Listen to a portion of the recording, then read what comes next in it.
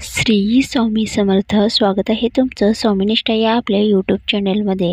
स्वामी कृपेने तुमचा आजचा दिवस शुभ जावो व तुमच्या मनातील सर्व चांगल्या इच्छा पूर्ण होवोत हीच स्वामीचरणी प्रार्थना करते आणि आजच्या या व्हिडिओला सुरुवात करते.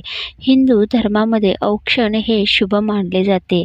लग्न कार्याच्या वेळी अथवा इतर शुभ प्रसंगी देवांची मूर्ती किंवा ज्यांचे मंगल कार्य असेल त्यास त्यांच्या चेहऱ्याभोवती सुवासिनीने ओवाळण्यासाठी घेतलेले दीपादियुक्त ताम्हण तसेच सदर ताम्हण ओवाळण्याच्या क्रियेला औक्षण असे म्हणतात. औक्षण शब्दाचा आध्यात्मिक अर्थ. औक्षण म्हणजेच दिव्याच्या प्रकाशाच्या साहाय्याने कार्यरत असलेल्या विश्वातील देवतांच्या लहरीच्या आगमनाच्या क्षणाचे स्वागत करावे आणि तो क्षण लक्षात घेऊन त्या लहरींचा आश्रय घ्यावा. औक्षणाचे महत्त्व. औक्षण करताना दिव्याच्या साहाय्याने उत्सर्जित होणाऱ्या किंवा प्राप्त झालेल्या लहरी आरती करणाऱ्या व्यक्तीच्या शरीराभोवती फिरणारे संरक्षक कवच तयार करतात. तर आजच्या या व्हिडिओमध्ये आपण औक्षण कुणाचे करावे, कुठे करावे आणि कशा पद्धतीने करावे याची सविस्तर माहिती पाहणार आहोत. तरी व्हिडिओ शेवटपर्यंत पहा व तुम्ही जर चॅनलवर नवीन असाल तर चॅनलला सबस्क्राईब करा. तसेच समोरचं जे बेल आयकॉन आहे त्याच्यावरही प्रेस करा, जेणेकरून मी जे नवनवीन व्हिडिओ टाकते त्या व्हिडिओचं नोटिफिकेशन तुम्हाला येत राहील व तुम्ही माझा कोणताच व्हिडिओ मिस नाही करणार. औक्षण करणे किंवा ओवाळणे हा हिंदू धर्मात सांगितलेला एक छोटासा विधी आहे. वाढदिवस, परदेश आगमन, परीक्षेतील यश, युद्धात विजयी होणे अशा प्रसंगी त्या व्यक्तीला ओवाळून शुभेच्छा देण्याची ही पद्धत आहे. तसेच मुले, सुसंस्कृत व्यक्ती, स्वागत मूर्ती, युद्धासाठी बाहेर पडलेले सैनिक, राजे, संत यांचे औक्षण केले जाते. सामान्यतः घरातील मंदिरात एखाद्या व्यक्तीला देवतेसमोर बसवून औक्षण केले जाते. विशेष कार्य असल्यास त्या कार्यस्थळी औक्षण केले जाते. त्याचप्रमाणे आपल्या हिंदू धर्मातील जे महत्त्वाचे सण आहे या दिवशी सुद्धा आपल्या घरातील प्रत्येक व्यक्तीला औक्षण करण्याची पद्धत आहे. तर बघा ते सण कोणते. भाऊबीजेला भावाचे औक्षण केले जाते. त्याचप्रमाणे सुवासिनीचे सुद्धा काही विशिष्ट कार्यक्रमाच्या वेळी औक्षण केले जाते. तसेच रक्षाबंधन या सणालाही आवर्जून भावांचे औक्षण केले जाते. तर हे औक्षण शास्त्रोक्त पद्धतीने कशा पद्धतीने करावे याची माहिती आता आपण घेऊया.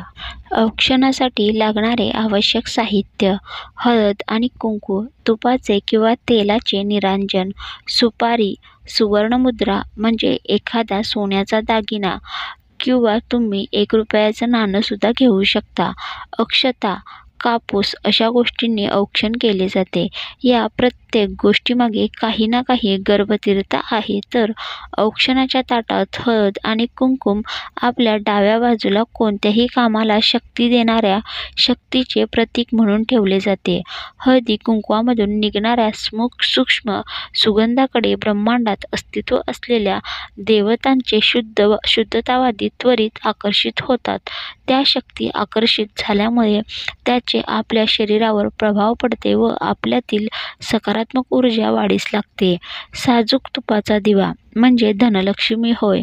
प्रकाश याचा अर्थ म्हणजे त्या व्यक्तीच्या आयुष्यातील अंधकार नाहीसा होऊन प्रकाश आणि समृद्धी यावी. अगोदर निरंजनाने त्याला ओवाळायचे. अंगठी आणि सुपारी हे प्रत्यक्ष कार्य करणाऱ्या शिवाचे म्हणजे पुरुष तत्वाचे प्रतीक आहे, म्हणून आपल्या उजव्या बाजूला ठेवावे. सोन्याने ओवाळण्याचा अर्थ सोन्यासारखे निष्कलंक आणि झळझळीत आयुष्य त्या व्यक्तीला लाभावे ही त्या पाठीमागची धारणा आहे. सुपारीसारखे टणक आणि अविनाशी आयुष्य लाभावे म्हणून सुपारीने औक्षण करावे. सुपारी उजव्या बाजूला ठेवा. अक्षता या सर्वसमावेशक असल्याने त्यांना मध्यभागी म्हणजेच तबकाच्या केंद्रबिंदूच्या ठिकाणी स्थान द्यावे. अक्षता या शब्दाचा अर्थ अविनाशी असा असल्याने तबकातील अक्षता कपाळी लावून डोक्यावर टाकतात. तर सर्वात शेवटी कापूस ओवाळून डोक्यावर ठेवायचा आणि म्हणायचे, कापसासारखा म्हातारा हो. अक्षतांच्या थोडेसे पुढे परंतु मध्यभागी दीपाला स्थान द्यावे. दीप हा जीवाच्या आत्मशक्तीच्या बळावर कार्यरत होणाऱ्या सूक्ष्म नाडीचे प्रतीक आहे. अशा प्रकारे तबकांतील घटकांची योग्य मांडणी केल्याने जीवाला देवतेच्या तत्वाचा अधिकाधिक लाभ मिळतो व औक्षण व्यवस्थितरित्या पार पडते. आता आपण पाहूया औक्षण करण्याची योग्य पद्धत. औक्षण कसे करावे? एका पाटाभोवती रांगोळी काढावी. ज्याचे औक्षण करावयाचे आहे त्याला त्या पाटावर बसवावे. सुसंस्कृत व्यक्तीच्या कपाळावर मधल्या बोटाने ओले कुंकू लावून त्यावर अक्षता लावाव्यात. निरंजनाचं ताट उचलून त्यातील अंगठी किंवा सोन्याचा कोणताही दागिना असो आणि सुपारी घ्यावी. त्या व्यक्तीच्या चेहऱ्यावरती फिरवावी. सर्वप्रथम व्यक्तीच्या आदेशाच्या ठिकाणी अंगठी आणि सुपारी एकत्र स्पर्श करावी. म्हणजे भोवळीच्या वरच्या बाजूला मध्ये जी जागा असते तेथे स्पर्श करावी आणि त्यानंतर व्यक्तीच्या उजव्या खांद्यापासून अंगठी आणि सुपारी घेऊन डाव्या खांद्यापर्यंत जा. म्हणजे घड्याळाच्या काट्याच्या दिशेने जा. तसेच विरुद्ध दिशेकडून आरती करताना उजव्या खांद्यावर यावे. हे कृती 3 वेळा करावी. प्रत्येक वेळी ताटासोबत अंगठी आणि सुपारीला स्पर्श करावा. त्यानंतर आरतीच्या ताटातून व्यक्तींची आरती काढावी आणि त्या व्यक्तीला मिठाई खायला द्यावी.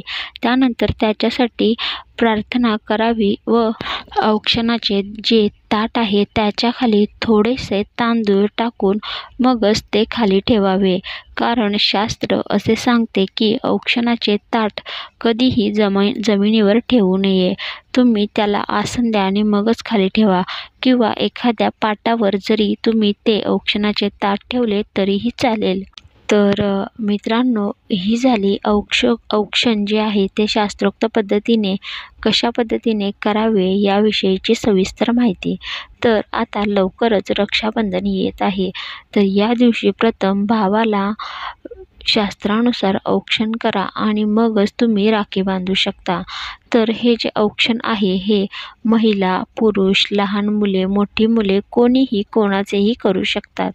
कारण अतिशय प्रभावी असा हा एक विधी आहे. असं म्हणतात की ज्या व्यक्तीचे अशा पद्धतीने औक्षण केले जाते त्याला दीर्घायुष्य लाभते.